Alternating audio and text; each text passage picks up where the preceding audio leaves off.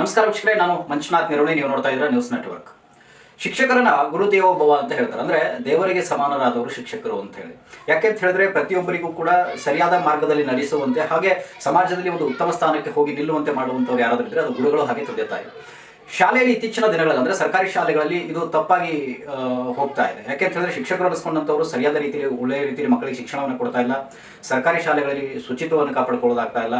ಹಾಗೆ ಸರ್ಕಾರಿ ಶಾಲೆ ಅಂತ ಹೇಳಿದ್ರೆ ಒಂಥರ ಕೆಟ್ಟ ಮನಸ್ಥಿತಿ, ಅಂದ್ರೆ ಕೆಟ್ಟ ಭಾವನೆ ಬರುವ ರೀತಿಯಲ್ಲಿ ಇತ್ತೀಚೆಗೆ ಆಗಿರುವಂಥದ್ದು. ಇವತ್ತು ಕೂಡ ಅಂಥದ್ದೇ ಒಂದು ಘಟನೆ ನಡೆದಿರುವಂಥದ್ದು. ಶಾಲೆಗೆ ಮಕ್ಕಳನ್ನ ಒಂದು 4 ಅಕ್ಷರ ಕಲೀಲಿ ಅಂತ ಕಳಿಸ್ತಾರೆ. ಅದರಲ್ಲೂ ಸರ್ಕಾರಿ ಶಾಲೆಗೆ ಬರುವಂಥವ್ರು ಅಂತ ಹೇಳಿದ್ರೆ ಬಡವರ ಮಕ್ಕಳು. ಅದರಲ್ಲಿ ಶಿಕ್ಷಕಿ ಏನು ಮಾಡಿದ್ದಾರೆ ಅಂತ ಹೇಳಿದ್ರೆ ಶಾಲೆಗೆ ಬಂದಂಥ ಮಕ್ಕಳಿಂದ ಕಾಲು ಒಪ್ಪಿಸ್ಕೊಳ್ತಾರೆ ಅಂತ ಹೇಳಿದ್ರೆ ಏನಿದು ಶಿಕ್ಷಕರಾದಂಥವ್ರು ಈ ಥರ ನಡ್ಕೊಳ್ಳುವಂಥದ್ದು ಎಷ್ಟು ಮಟ್ಟಿಗೆ ಸರಿ? ನಾವು ಈ ಹಿಂದೆ ಕೂಡ ಸಾಕಷ್ಟು ಪ್ರಕರಣಗಳನ್ನು ನೋಡಿದ್ವಿ. ಸರ್ಕಾರಿ ಶಾಲೆಗಳಲ್ಲಿ ಮಕ್ಕಳು ಬಾತ್ರೂಮನ್ನು ಕ್ಲೀನ್ ಮಾಡಬೇಕು, ತಮ್ಮ ರೂಮ್ಗಳನ್ನು ತಾವೇ ಕ್ಲೀನ್ ಮಾಡಬೇಕು, ಕಸ ಗುಡಿಸಬೇಕು. ಯಾಕೆ? ಸರ್ಕಾರದವರಿಗೆ ಅಲ್ಲಿನ ಪ್ಯೂನ್ಗಳಂತ ನಿಯೋಜನೆ ಮಾಡಿರ್ತಾರೆ. ಆಮೇಲೆ ಕಸ ಗುಡಿಸೋದಕ್ಕೆ ಅಂತಾನೆ ಮತ್ತೊಬ್ಬರು ನಿಯೋಜನೆ ಮಾಡಿರ್ತಾರೆ. ಸರ್ಕಾರ ಲಕ್ಷ ಲಕ್ಷ ಸಂಬಳ ಕೊಟ್ಟು ಯಾಕೆ ಇಟ್ಟಿರ್ತಾರೆ?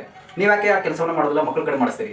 ಆಮೇಲೆ ಶಿಕ್ಷಕರಾದಂಥವ್ರು 4 ಜನ ಮಕ್ಕಳಿಗೆ ಬೆಳೆದು ಒಳ್ಳೆ ಸಮಾಜಕ್ಕೆ ಮಾದರಿ ಆಗುವಂಥ ರೀತಿಯಲ್ಲಿ ಅವರಿಗೆ ಶಿಕ್ಷಣವನ್ನು ಕೊಡೋದನ್ನು ಬಿಟ್ಟು ಅವರ ಕಡೆಯಿಂದ ಗುಲಾಮರ ರೀತಿಯಲ್ಲಿ ಕೆಲಸ ಮಾಡಿಸ್ಕೊಳ್ಳೋದು ಎಷ್ಟು ಮಟ್ಟಿಗೆ ಸರಿ? ಇಲ್ಲಿಯೂ ಕೂಡ ಶಿಕ್ಷಕಿಯನ್ನು ನೀವು ದೃಶ್ಯದಲ್ಲಿ ಗಮನಿಸ್ತಾ ಇರಲ್ಲ ನೋಡಿ, ಯಾವ ರೀತಿ ಕಾಲು ಚಾಚ್ಕೊಂಡು ಕೂತಿದ್ದಾರೆ. ಅಲ್ಲಿ ಮಕ್ಕಳು ಕಾಲು ಓದ್ತಾ ಇದ್ದಾರೆ. ಆ ಮಕ್ಕಳಿಗೆ ಎಷ್ಟು ವರ್ಷ ಇರ್ಬೋದು ಹೇಳಿ?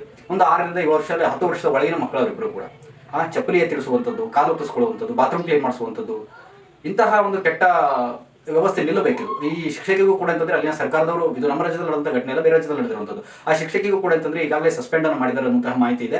ಇನ್ಯಾರೇ ಕೂಡ ಶಿಕ್ಷಕರಾಗಿದ್ರು ಕೂಡ ಮಕ್ಕಳನ್ನ, ಬಡವರ ಮಕ್ಕಳು ಸರ್ಕಾರಿ ಶಾಲೆಗೆ ಬರುವಂಥದ್ದೇ ಕಮ್ಮಿ. ಅಂಥದ್ರಲ್ಲಿ ಬಂದಂತಹ ಮಕ್ಕಳಿಗೆ ಉತ್ತಮ ಶಿಕ್ಷಣವನ್ನು ಕೊಟ್ಟು ಸರಿಯಾದ ಮಾರ್ಗದಲ್ಲಿ ನಡೆಸಿ ಅನ್ನುವಂಥದ್ದು ನಮ್ಮ ಆಶಯ ಆಗಿರುವಂಥದ್ದು. ಇನ್ನಷ್ಟು ಇಂತಹ ಇಂಟ್ರೆಸ್ಟಿಂಗ್ ಸುದ್ದಿಗಾಗಿ ನೋಡ್ತಾ ಇರಿ ನ್ಯೂಸ್.